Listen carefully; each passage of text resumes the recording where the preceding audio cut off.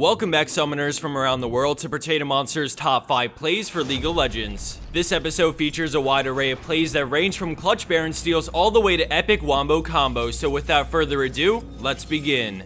Starting things off at our number 5 play, we have very illogical on Vel'Koz with a great play to get his team going in this close game. With the enemy blitz running down mid, Vel'Koz reads him and knows he'll go for the hook, so when he steps too close we see the EQW combo, followed by the disintegration ray to bring most of the enemy team low, and now the friendly Nocturne running alongside has a target to go in on. After killing Lux, the fight erupts and both teams trade kills, but it's red team that comes out ahead off of this play made by the support. Moving into our 4th place spot, we have no excuses on Pantheon with a manly play that pays off handsomely. With most of his team waiting to respawn and the enemy team doing Baron, he knows he has to act fast. He starts the man drop and comes crashing down to steal Baron and finish off Vi, and then he puts his back to the wall, allowing him to eat both tanks and bring down Leona. He then switches over to Renekton and scores the triple as Tristana goes all in, but a clutch block from his passive keeps him alive to make it a quad and Baron steal in a 1v4 situation.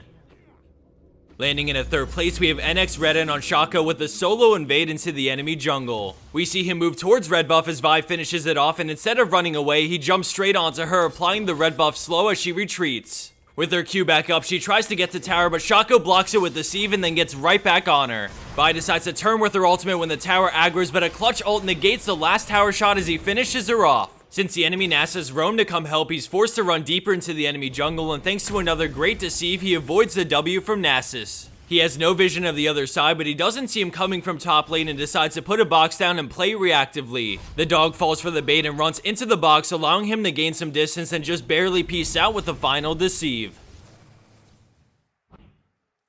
For our 2nd place play, we have the crushing force of Lord Skippy on Darius, but big props to the Diana in this play for setting it up. We see the enemy team pushing down mid lane with Baron buffs, hoping to siege and start taking some objectives. Diana is lurking in the fog of war, and then she goes in with flash, diving straight in to group up the enemy team, and then the fight erupts. It's hard to tell exactly what's going on or who's winning this fight, but as the chaos begins to subside, we start to see red team pull out ahead. Between Braum, Darius, and Shen, blue team has no chance of disengaging this fight, so the cleanup begins. Lord Skippy starts bringing down the axe, dunking his way to a quadra kill and an ace for his team. It's not often that you see Diana and Darius work together so well, and after the nerfs to his ultimate, it's awesome to see the master dunker go off on the enemy team.